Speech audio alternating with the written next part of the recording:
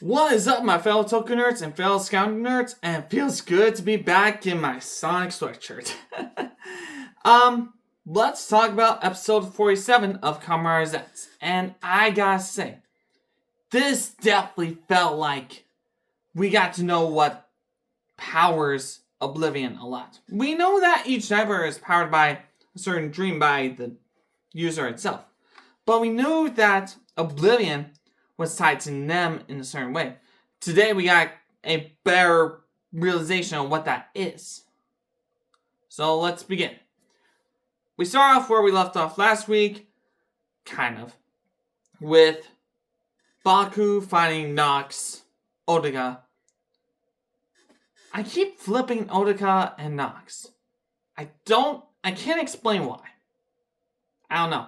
It feels like every time I'm talking about Kamen Rider Nox, I always call him Otaka, and every time I call him, every time he's in civilian form, I call him Nox. I don't get it. So, I have no idea. Either way, we find him in the street. Baku takes him to his home, puts him in his bed, and just deals with the whole situation from there. Knowing that the illusion is taking over his dream, and now it's on a mission to find the black case, which the only people that can do it are Fujimi and Natsuka. So, mission now, come back to reality, which is honestly a good mission. It's got 110, meaning-wise, I'd say like 8.5. I think. Any case, so back in Dream World, which Nam starts to worry about Baku's extremes power of him going to and from dreams at will. It does start to worry people. We get to see that a little bit in this episode. But back in the dream world, Baku sends a threat to Fujimi and Natsuka and Minami. They all gather in the Zeztz space, and Nem uses the power of Extreme to regain the memories of each one of them. Bringing them back to normal, bringing them back to reality. Excuse me. So, I feel like, overall I felt like this situation was done pretty well. Baku gives them up to speed on what's going on. Otaka's in trouble, and it's up to Paranormal Affairs to figure out what's going on. And the way that they got back to reality, oh my god. How many times of Nazuka got kicked Fujimi or beat him to death? It's funny that he knows that that's the only way to get him to wake up, and I'm sure there was other ways of doing it, but yeah, I guess that works too. Just kicking him in the kick him in the butt. I almost said the A word. Sorry. Apologies on that.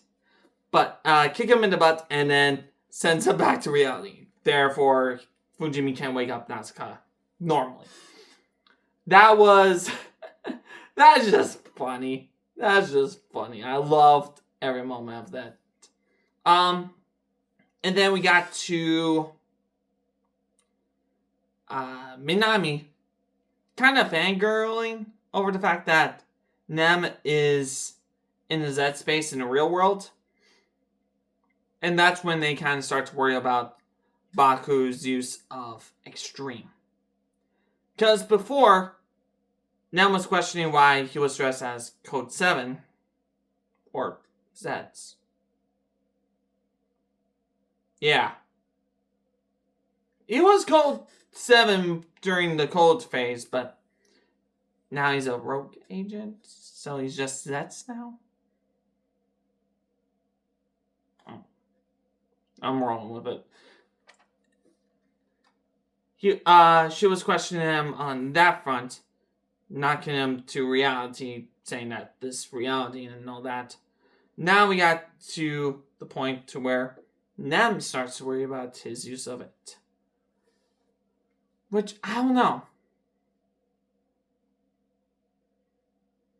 I guess my biggest question is, how did he end up creating the Extreme Capsule in the first place? We see the whole situation back when Extreme was first debuted, but we never actually understood on how they came to that. Like, we go through this whole scene of him building up the powers and trying to get him back to Zeztz after his Zeztz driver got broken, so he created the extreme version of it. But I guess it never really occurred to me that we never got an explanation on what gave him the idea of creating Extreme in the first place, or what's the use of the power. We know it comes from other capsules, but how did he make it in the first place? That's kind of the big question, actually, now I think about it. That doesn't mean I hate the suit. I'm just curious on how he got the powers in the first place. It's like an addiction, in a sense. Let me know what you think about that. Question of the day. Back on track here. So, Baku is now on the hunt of Oblivion, because he's still out there. He finds him, and man, the dialogue that Oblivion was giving is very menacing. Like, he sounds like a kid, or at least a tween. The age between 11 and 12. They're not quite teenager, but they're not little kids. They're kind of in that middle spot. And that's what the voice gives me. I think this works because we know that Nem came from a nightmare. So technically, Oblivion is a new nightmare that came from a nightmare. Which came from a nightmare. I think. Nem's mom, the lady, had Nem that came from a nightmare. And then Nem, with her wanting to be helping others' dreams come true and all that jazz, made Oblivion. So technically speaking, Oblivion is powered by a nightmare. I guess. Doing a lot of rambling in this video. Okay, good to know. But it's valid. It's very interesting on how that plays out. Because technically Oblivion, other than like Phantom and his lady, those two are... Oblivion is probably one of the strongest nightmares that we've seen. Or the most powerful nightmare we've seen. Able to erase people from reality.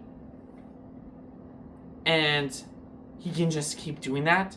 Because he also has the Code Samia capsule powering him.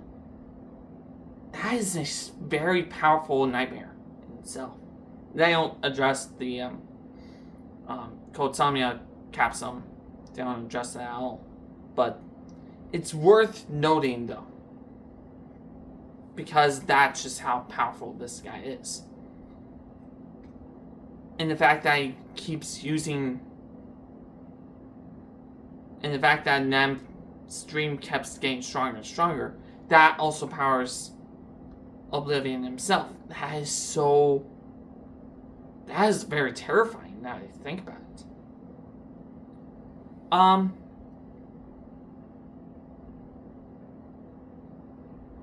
What else? So during all that, Fujimi and Natsuka did find some black case, kind of side note, which is like this black little shadow streak that goes along the building. Now they're following it, and I'm assuming next episode we'll get a follow-up on that. Back to the whole Baku and Oblivion. It's nice that Baku was using different forms of Zeztz. He started with Wing, which we haven't seen since episode 4, might I add. 4 and 6, I think. Maybe. But we also got to see Stream again. And we also got to see Barrier. Which has been a hot minute on Barrier, I think. I think it's been like 12?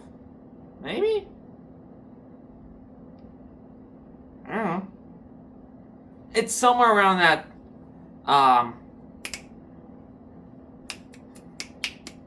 vision, or yeah, the vision phase.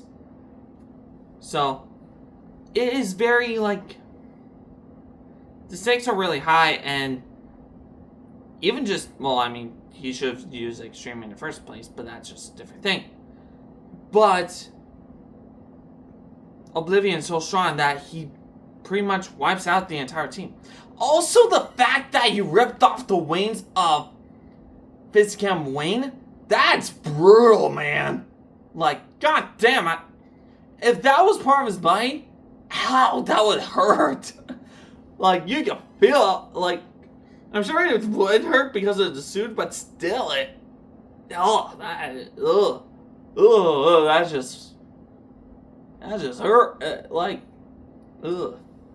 But it's cool that he transitions from different forms. But it's also sad that Oblivion wiped them all out. Nem comes in, tries to save Baku, does extreme deal. That's like the only Capsum that survived, given what we know. Tries to hit Oblivion, I think. I think that's what she's trying to do. But didn't work. And then Oblivion was going to finish up Baku, but then, BAM! Jeeg/Dawn gets in the middle of it, like, right in the last second. And that's where the episode ends. So what do I think about that? Jeeg/Dawn coming back. I'm a little confused. Like, sure, he's a figment of the dream in now, since he doesn't have a physical body anymore. I think. I still don't know where Jeeg is in this. And no, I feel like Jeeg is in this limbo that I don't know what it is. I mean, he did get hit with a white pedal, making them forget about him. There's that.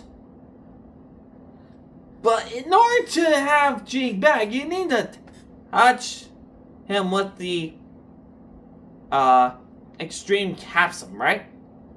Because that worked for Nox, that worked for Fujimi, Natsuka, Minami. Baku did his own thing, which was pretty cool. But how did Jeeg come back? Isn't that a little weird to anyone else? Or is that just me? I swear I did not try to touch it. It's just very touchy. I don't mind it. I know that it's part of the spinning gimmick, but still, it does get a little touchy. What do I think about this episode overall? I think this was really good. It definitely feels like we're at the end game, even though we only have 3 episodes left. And definitely feels like the stakes are being raised, which is exciting for this episode, but also scary for this episode in a lot of different ways. And I think that I hope we get an explanation on how Dawn is back. And overall, I enjoyed it. let me know what you guys think about this episode below. Do you like it? Do you hate it? Let me know what your theories are for all the questions I've asked in this episode. If you're able to answer them, that'd be great. No pressure on that front. And I'm excited to see what the next 3 episodes are going to be. Good lord, 3 episodes left. Hey! I'll say my thoughts about that later. But overall, that's all I got to say. Until next time, take care.